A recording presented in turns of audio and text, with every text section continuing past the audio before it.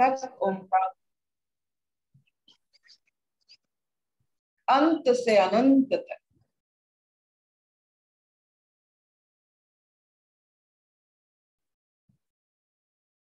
सांस भर लीजिए पहले।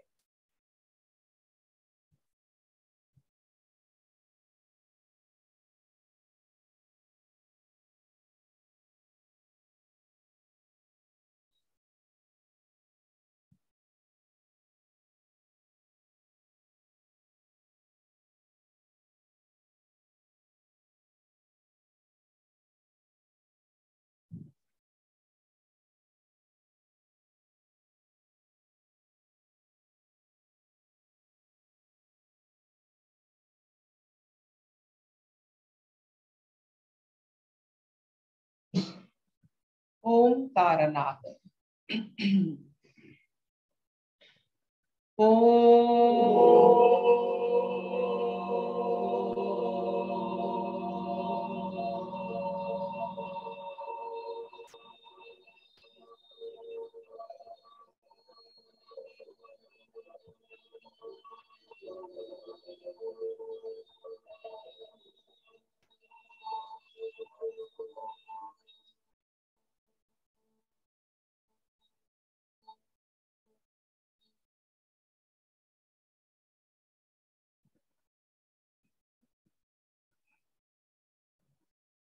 अ से स्थूलता, म से सूक्ष्मता।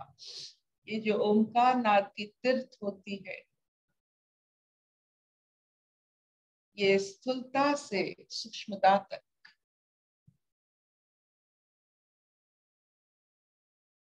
स्थूल आकार सृष्टि करता है, सूक्ष्मता आकार से मुक्ति देता है।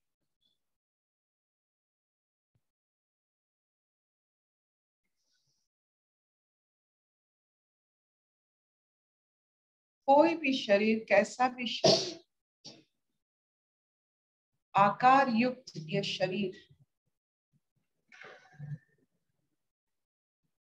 इस वजन को लेकर कहां तक हम जा पाए।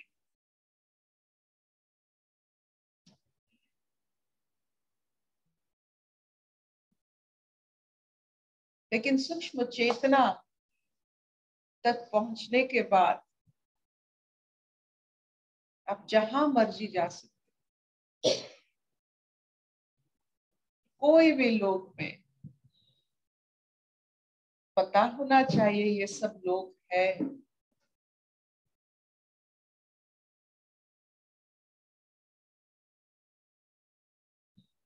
कहा जाता है ऋषि वशिष्ठ ज्ञान गंगा के कक्ष में, बहुत छोटे कक्ष में अभी तक पढ़ रहे हैं। इसका मतलब ये होता है इस विराट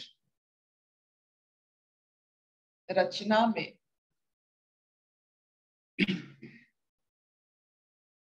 सूक्ष्मता में जब आप पहुंचते हैं तो ये सोच ज्ञान गंगा, जिसको हम मानते हैं कि पूरा,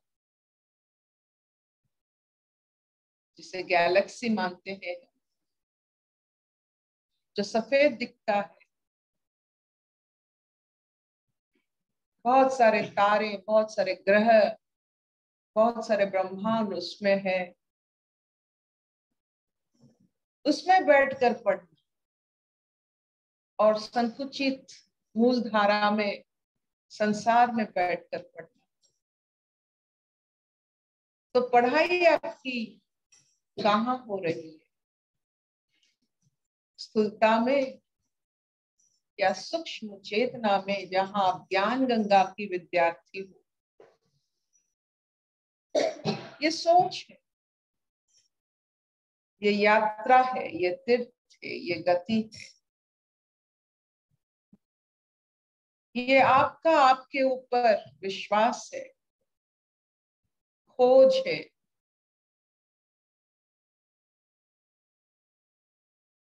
आपकी मर्जी भी इसमें शामिल होती है।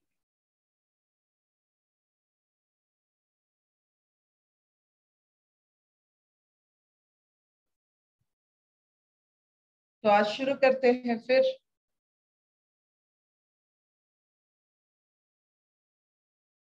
संजय ने ये सब जो बातें सुनते थे वो कैसे व्यक्त करते थे धृतराष्ट्र।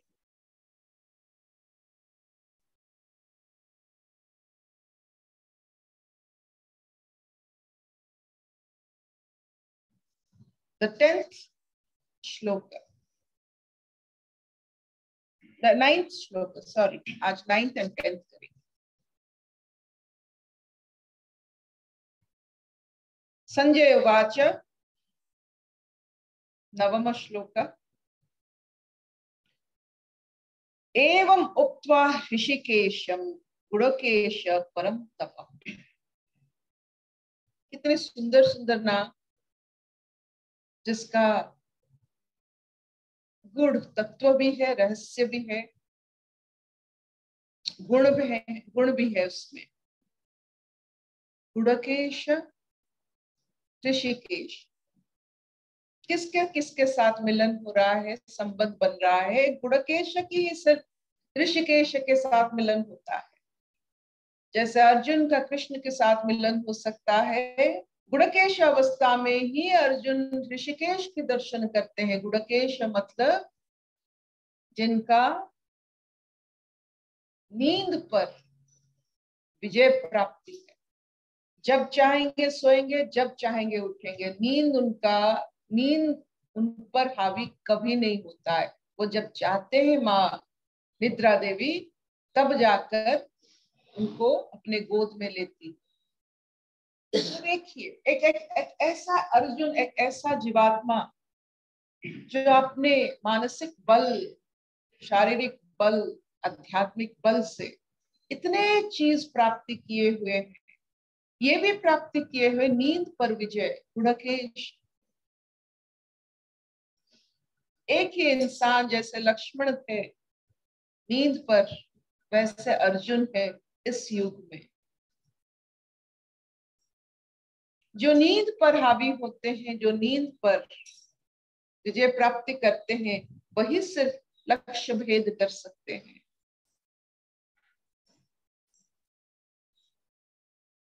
नींद एक ऐसी माया है, ऐसी रचना है, उस पर विजय प्राप्ति करना मतलब जागरण, अपने अंदर की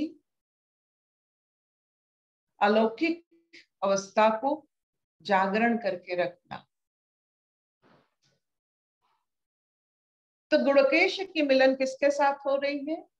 ना वही कृष्ण, वही मित्र, वही कान्हा, लेकिन अभी उनका नाम बदल रहा है क्योंकि उनका भाव बदल रहा है। वो सब जो इंद्रिय के ऊपर विजय प्राप्त किए हुए हैं वो ऋषिकेश है। तो वही इंसान, लेकिन आप जिस अवस्था में हो उसी अवस्था में उस इंसान को पहचानते हो। आपकी खुद की अवस्था से दूसरों की पहचान होती है, दूसरों का कोई पहचान नहीं है।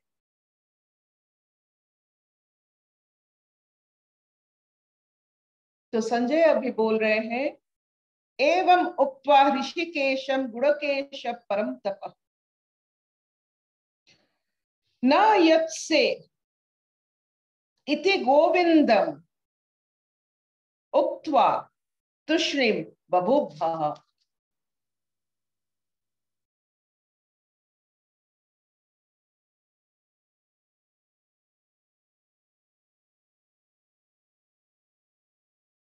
तो ये जब अर्जुन और कृष्ण की बात अभी नहीं हो रही है, गुडकेश और ऋषिकेश की बात हो रही है।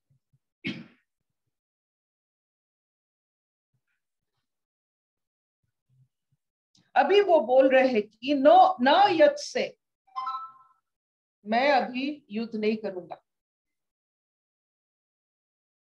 तो ये अंतिम उनका शब्द है श्लोक में, मैं युद्ध नहीं करूंगा। और वो शांत हो जाते हैं मौन हो जाते हैं। अर्जुन मौन हो जाते हैं, शांत हो जाते हैं, मैं युद्ध नहीं करूंगा। कौन किसको बोल रहा है? गुड़केश बोल रहा है ऋषिकेश।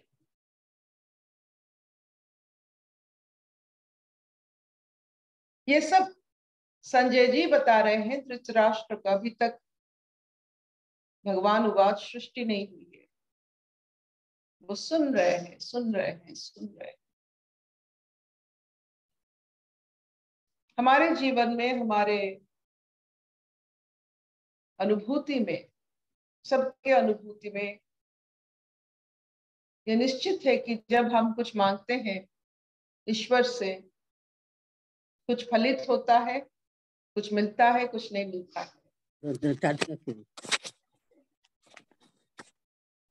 तो समय लगता है मिलने में। कोई कोई चीज युग लग जाता है, जन्म लग जाता है।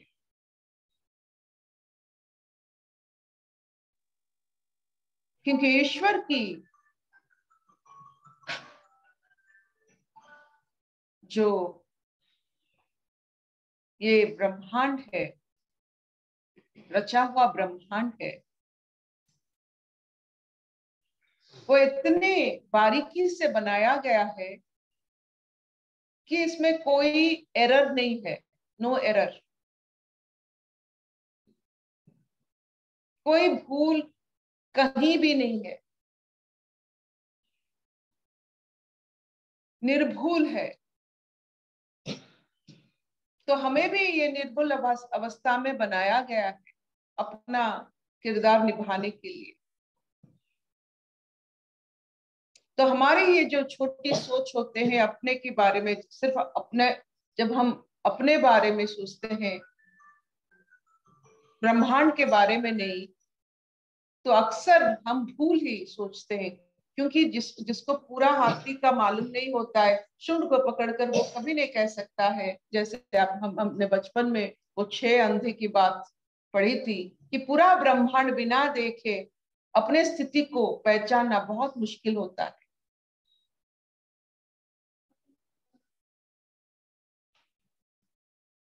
आत्मज्ञान के बिना संसार पहचानना बहुत मुश्किल होता है।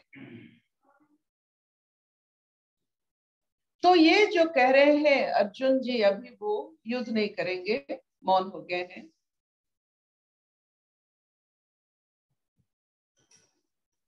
कृष्ण जो जो ब्रह्मांड पूरा जानता है, उसी का वो रचयिता है।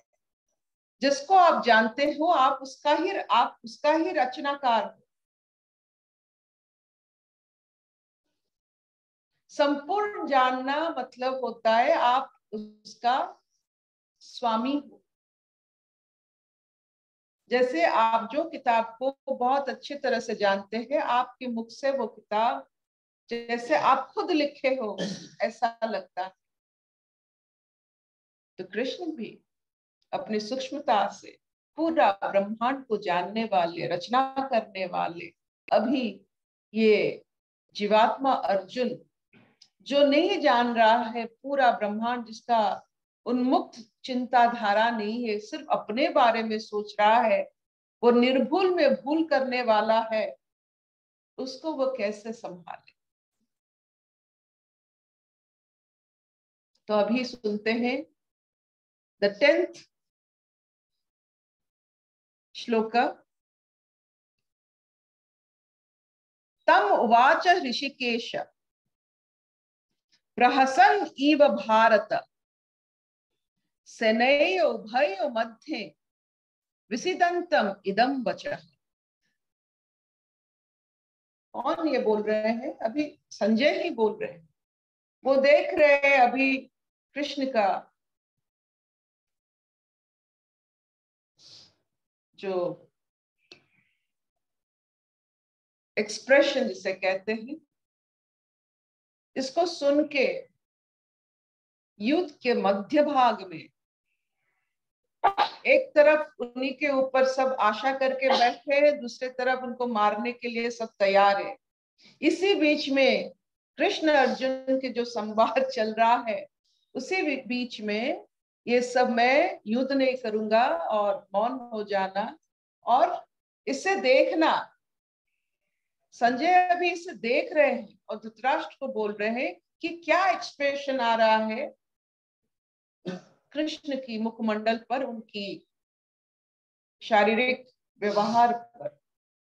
अगर हमें ये कोई कहता, हमारा बच्चा जब परीक्षा देने के लिए जाता है, अगर वो कह देगा कि मुझे ये परीक्षा नहीं देना है, हमारे मुखमंडल में क्या आता? क्रोध, जल्दीपन। जैसे अपना अहंकार का यह अंत हो रहा है, हत्या हो रहा है। अपने बच्चों को, अपने बच्चे हमारे अहंकार बन जाते हैं।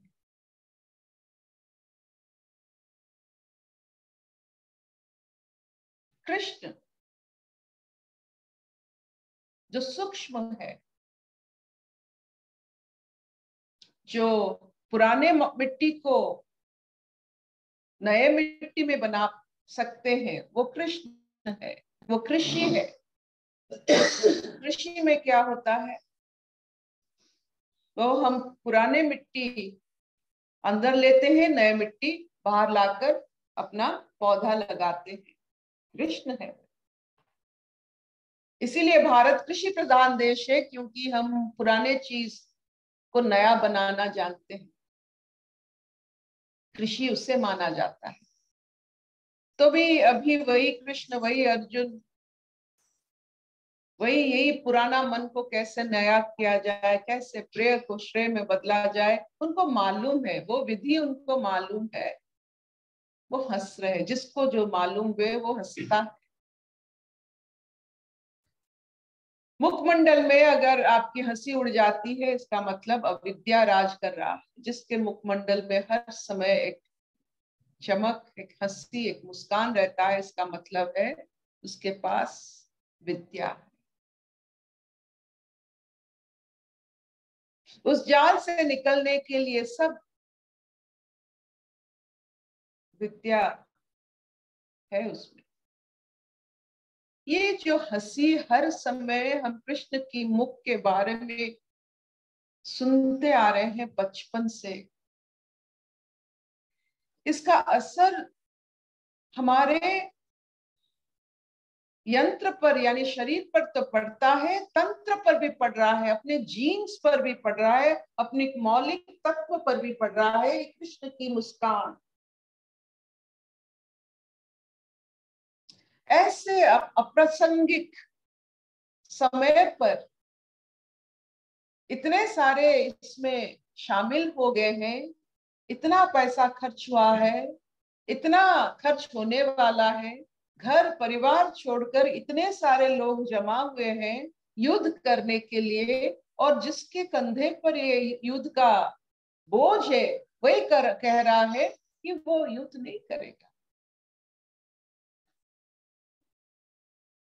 और इसमें जो उनकी सखा है, उनकी सारथी है, जो नीति नियम रखने वाले हैं, धर्म कांटा है, वही हंस रहे हैं, इस समय भी हंस रहे हैं। यह हंसी का मतलब बहुत ही न्यारा होता है।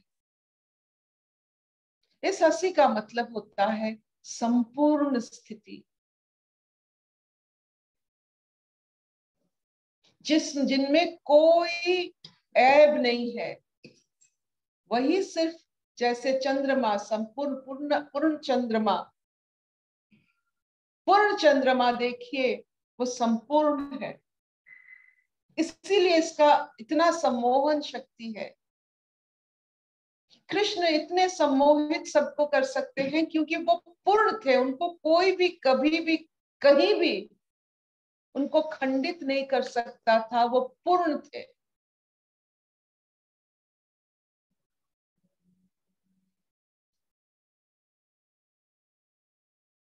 तो पूर्णता जो कहते हैं, पूर्णमद पूर्णमिदं पूर्णस्य पूर्णमुदच्यते पूर्णस्य पूर्णमादाय पूर्णमेवावशिष्यते। तो ये जो उपनिषद की, वेद की जो सबसे बड़ी सच्चाई है,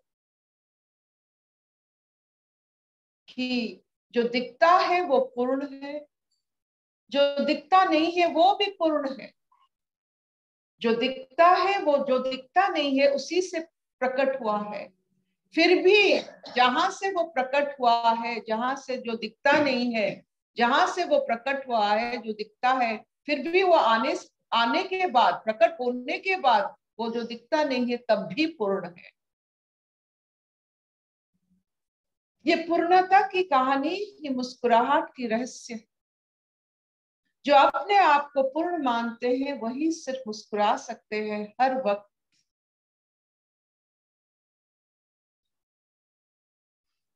और ये मुस्कुराहट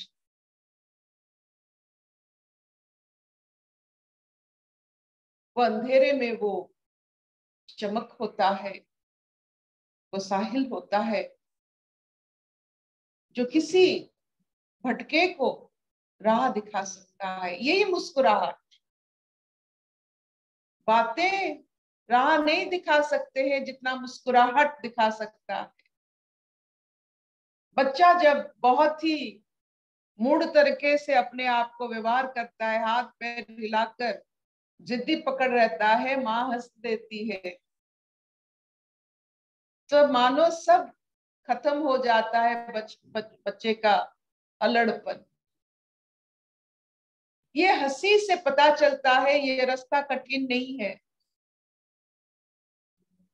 जब भी हम कोई प्रश्न पूछते हैं अपने आचार्यों से या शिक्षकों से, जब वो हंस देते हैं तभी पता चलता है कि ये प्रश्न कठिन नहीं है।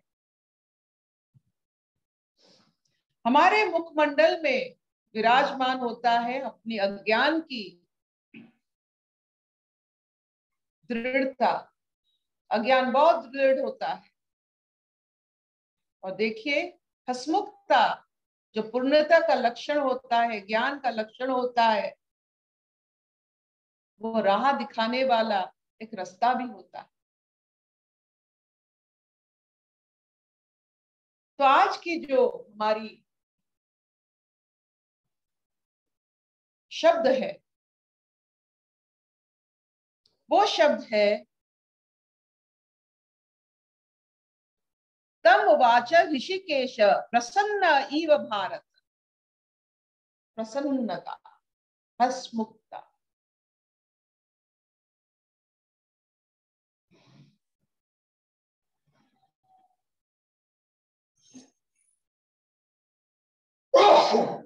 शबिना ने इतना चलेगा?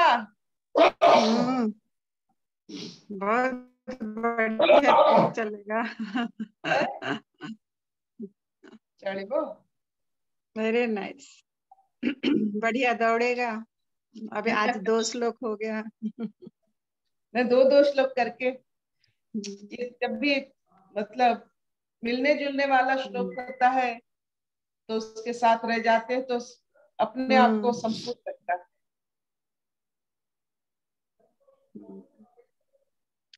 यम ब्रह्मा वरुणेन्द्र रुद्र मरुता तुन्वन्ति दिव्यैस्तवै वेदैः संगपादक्रम उपनिषदैः गायन्त्यं सामगा ध्यानवस्थिता तद्रतेन मनसा पश्यन्ति यं योगिनः यस्यन्तं नाविदुःसुरसुरगणा देवाय तस्मै नमः।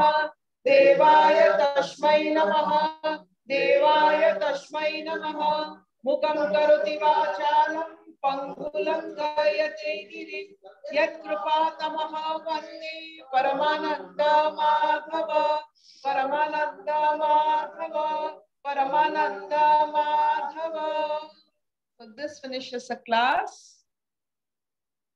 तो अर्जुन की अज्ञान भाव और कृष्ण की पूर्ण भाव, ज्ञान भाव, इसका जब मिलन होता है तो प्रेय से श्रेय बनना कितनी दूर की बात होती है। बस यूं ही बदलने वाला है सब कुछ।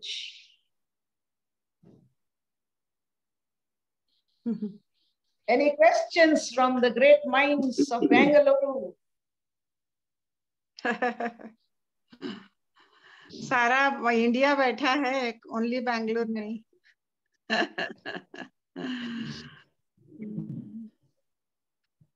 भारत का मतलब होता है जो भा में रथ होते हैं वही भारत होता है। Meditative mind is known as Bharat.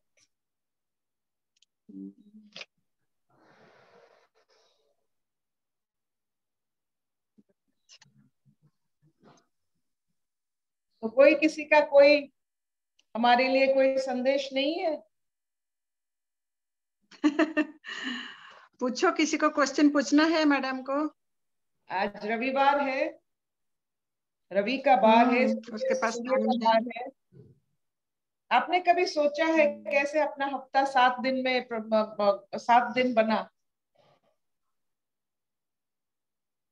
कैसे 7 दिन को एक हफ्ते मानते हैं? कैसे नाम रखा गया? ये 7 दिन क्यों है, 4 दिन क्यों नहीं है? कभी सोचा है?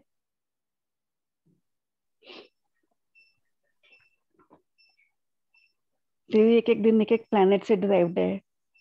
नहीं, वो तो प्लैनेट के साथ तो होता है, वो तो अलग बात है, लेकिन 7 दिन क्यों है?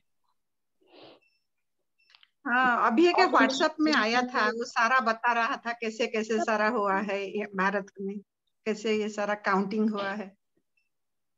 आप तो सब इतने बड़े बड़े इंजीनियर्स हो, थोड़ा इसके बारे में, ये जो सृष्टि के बारे में, ये ब्रह्मांड की इंजीनियरिंग के बारे में, ये समय के बारे में हमें भी थोड़ा पता चलना चाहिए।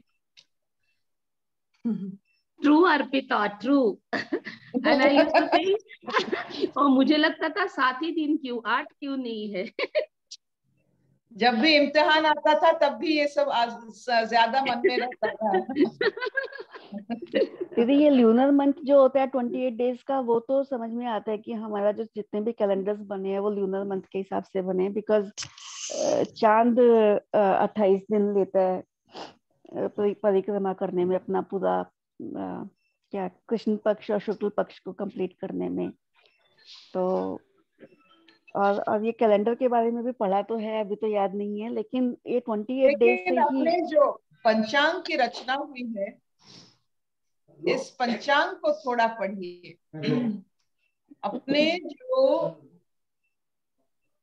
अपने अपने जो जिसे कहते हैं, जिस पढ़ाई से, जिस सोच ने वेद की प्रकट की है, वेद माता की प्रकट की है, उस वेद माता का एक अंग है हमारा ज्योतिष। ज्योतिष इज नॉट ए प्रेडिक्शन। वो लोग हिसाब करने के लिए, लेकिन हिसाब एक प्रेडिक्शन भी हो सकता है। If 2 + 2 is 4, 4 + 2 is 6. It is nothing to do with you whether you have 2 or 2. ये होता है। तो it is a predictability. ज्योतिष एक शास्त्र है। It's just a mathematics. गणित है। और गणित जो होता है, जैसे गायत्री मंत्र है वो गणित है, वैसे गणित से क्या होता है, सूक्ष्मता बढ़ती है।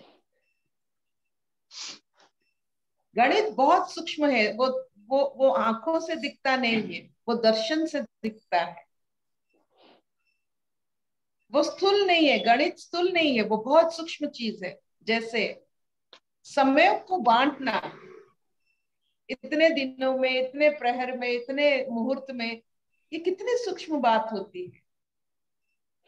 तो आप चाहो उसमें पढ़ो ना पढ़ो, लेकिन ये सूक्ष्मता के बारे में आपको जाननी चाहिए कि कहाँ तक सूक्ष्म चेतना हमें ले सकता है, कहाँ तक हमें अनुभूति हो सकता है। एक एक इंसान को साल में कोई फर्क नहीं पड़ता है, एक एक इंसान को मुहूर्त में फर्क पड़ जाता है। वो सूक्ष्मता की बात है। एक दिन जरूर इसके बारे में मैं थोड़ा जरूर चर्चा करूंगी, अपनी मंगलवार की रात की जो ये है, जरूर थोड़ा चिकुल की वो खत्म हो जाए boards, we will talk. Mahachandi, Mahachandi, ना ना ना ना आज ना दी सोई चंदी आओ ठंडा रे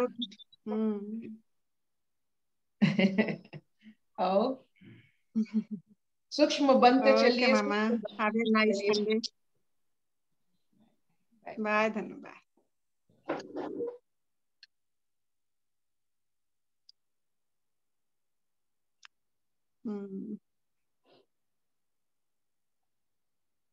देखिए व्हाट्सएप में आया था, अभी तुम देखो, ढूंढो, मिलेगा। वो सारा कैसे होता आंटी है। मैंने, हाँ आंटी मैंने ये पढ़ा था, ये पंचांग के ऊपर से पढ़ा था, और उसमें कुछ इवन कितना किलोमीटर्स और ऐसे ऐसे सब समय किलोमीटर्स और ऐसे सब करके था, मैं भूल गई आंटी।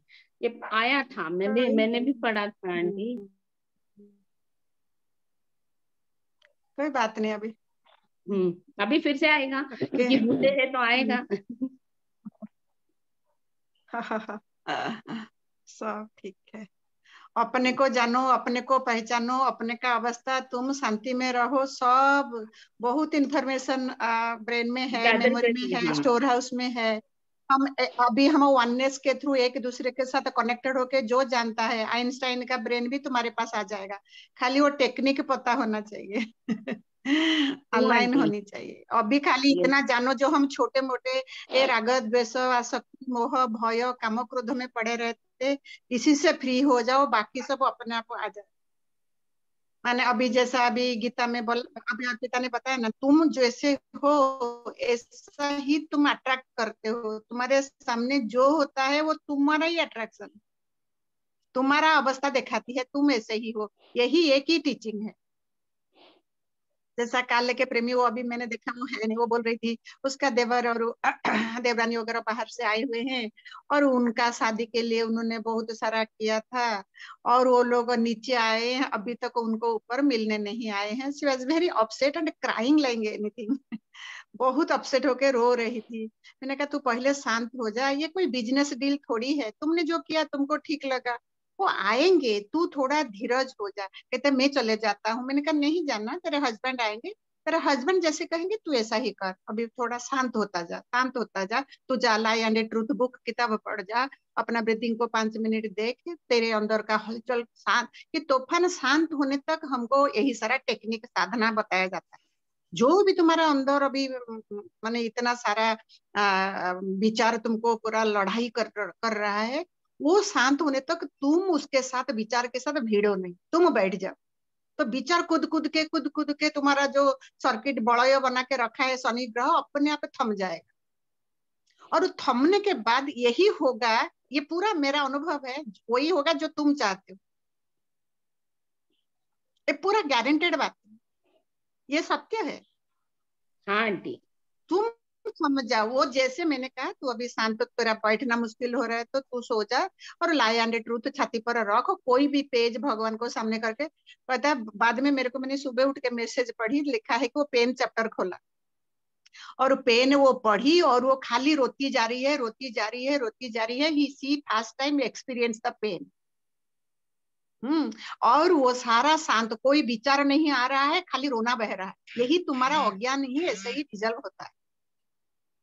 वो ही तुम सोर्स में जाते हो, यही पेन ही बैरियर पड़ता है। इसीलिए कोई भी बीमारी हो, तुम्हारा हार्ट का हो, कान का हो, ये तो दांत का हो, कुछ भी आंख का हो, जो भी दर्द, चुपचाप बैठ के एक्सेप्टेंस मोड में उसी के साथ सोर्स केंद्र को जाओ।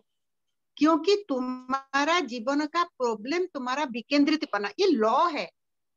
तुम गलत जगह से देख रहे हो, इसलिए सही देख नहीं पा रहे। और ऐसे हुआ, कहता है थोड़ा 5 मिनट के बाद वो बच्चे सब आए उनको मिलने के लिए, उसके हस्बैंड भी आए, और वो सब मिल्क शेक वगैरह बना के रखा था, दिया किया।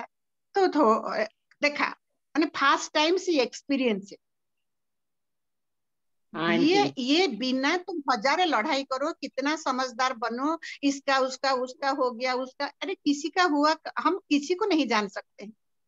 जहां भी तुम जाते हो, तुम अभी ये जो सत्संग हॉल में हम करते हैं, सत्संग हॉल से बाहर जो तुम हो, सत्संग हॉल में भी तो वही हो, तुम आते हो, एंट्री करते हो। तुम कोई भी इंटरव्यू के पास जाते, इंटरव्यू देने जाते हो, इंटरव्यू से बाहर तुम अलग थे, इंटरव्यू के अंदर थोड़ी अलग हो। इसलिए सारा जीवन का तपस्या होश में जाओ, अपने बारे में होश में आओ। तुम जैसे पर्सन हो, you are creating that universe.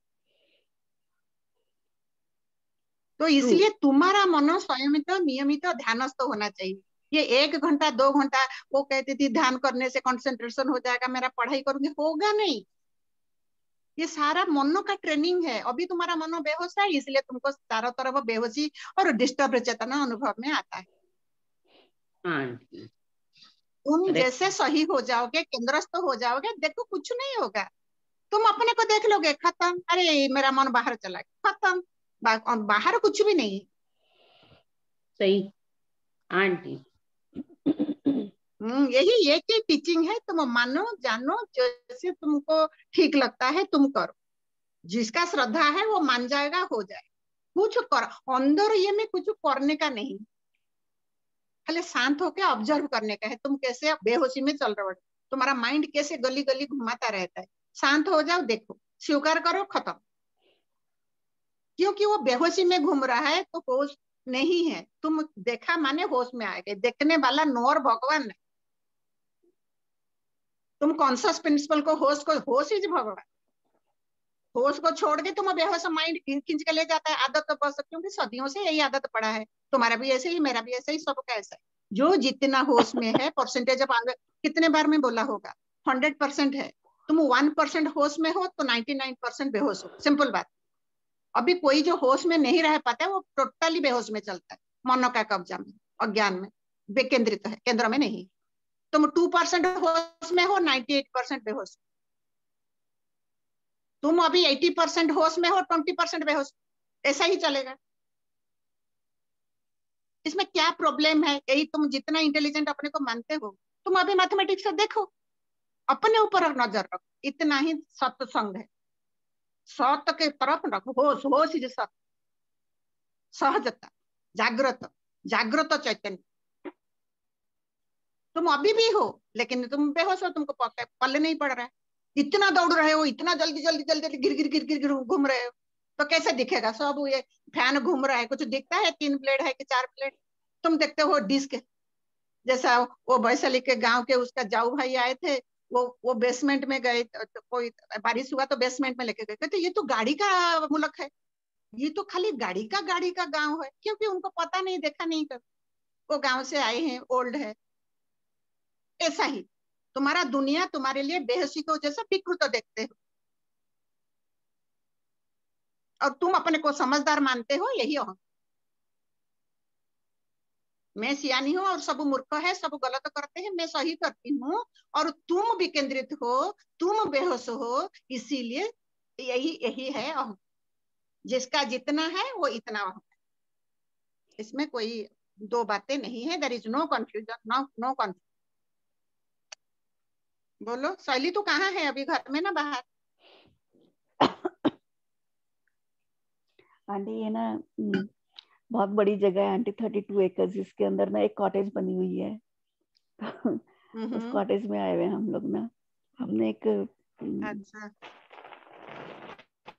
जहां भी जाओ अभी देखे तेरा नियम वही हो गया। तू कॉटेज में रहे, वो एक रूम है, एक खुला जगह में एक रूम है। तुम्हारा इधर एक फ्लैट में, अभी 1500 फ्लैट में तुम्हारा एक वही रूम है। वही रूम में तू घर में सत्संग सुनती थी, उधर भी सत्संग सुनती है। ये खुला आसमान, तुम खिड़की से खोलो, आसमान तो सब जगह में सेम ही है। तो खाली मान्यता का होता है। तुम एक्सचेंज ऑफ एनर्जी, थोड़ा पैसा खर्चा करते हो, चेंज ऑफ प्लेस हो जाता है, मन थोड़ा खुश होता है। यही बातें समझ जाओ। कहाँ कुछ भी ना स्विट्जरलैंड, ना उत्तरकाशी की, बद्रीनाथ की, कहाँ भी कुछ। सब जगह में वही रहने के लिए रोटी कपड़ा मकान मिनिमम नेसेसिटी चाहिए। तुम कहाँ हो, कैसा हो, तुम्हारा भाव दशा कितना, होश में कितना तुम्हारा अंदर आंतरिक समझ है, अंडरस्टैंडिंग। दैट सही अंडरस्टैंडिंग इज कॉल्ड होश। आंटी ये जो अंदर की स्थिति है आंटी, उसी से ही बाहर की स्थिति मतलब लगती है। इसलिए कहीं भी बैठे रहो आंटी, क्या फर्क पड़ता है? मतलब मेरे को तो एक्चुअली कोई फर्क नहीं पड़ता ये अभी यहाँ पे। लेकिन यहाँ पे आंटी वो है, मैं सोच रही थी यहाँ पे ना, सकल के साथ, सकल के मध्य रहते हुए भी तुम उदासीन हो सकते। तुमको कुछ भगोड़ा बनाने का जरूरत नहीं। तुम कहाँ भी जाओ, कुछ भी करो, तुम सच्चाई से रहो। जो रामकृष्ण कहते तुम्हारा thought word and action they should be in harmony. Conflict क्यों होता है? तुम अंदर एक हो, बाहर और कुछ दिखाते हो और कुछ बोलते हो, इसलिए भय और कंफ्यूजन बनी रहे। Thought word and action they are in harmony, मुक्ति वही।